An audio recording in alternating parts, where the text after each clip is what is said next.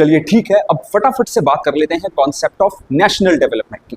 National development का मतलब क्या होता है? मान लो ये कंट्री और ये सब लोग इस कंट्री के सिटीजन्स, तो अगर इस कंट्री के ये सारे सिटीजन्स का डेवलपमेंट हो जाएगा तो क्या हम ये कह सकते हैं कि इस कंट्री का भी डेवलपमेंट हो जाएगा?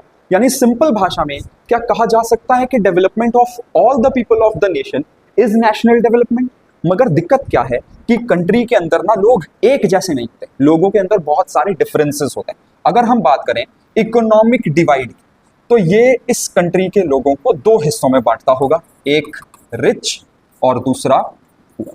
अब एक बात बताओ, क्या रिच लोगों को जिस तरीके से डेवलपमेंट चाहिए पुअर लोगों को भी वैसा ही डेवलपमेंट चाहिए क्या? बिल्कुल नहीं।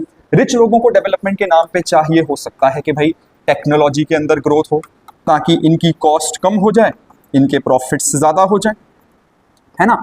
वेयरएज पुअर लोगों के लिए हो सकता है कि यार हमारी पॉवर्टी कम हो, हमें ज्यादा से ज्यादा जॉब्स मिले ताकि हम अनएम्प्लॉयड ना रहें, हमारा अनएम्प्लॉयमेंट कम हो।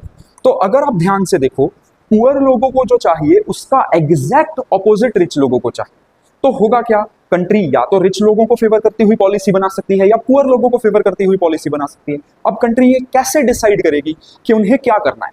अगर उस कंट्री के अंदर रिच लोगों की गिनती ज्यादा है पुअर से, तो वो कंट्री फोकस करेगी टेक्नोलॉजी के ग्रोथ पर, ठीक है। और अगर उस कंट्री के अंदर पुअर लोगों की गिनती ज्यादा है रिच से, तो वो कंट्री फोकस करेगी अनएम्प्लॉयमेंट कम करने पर।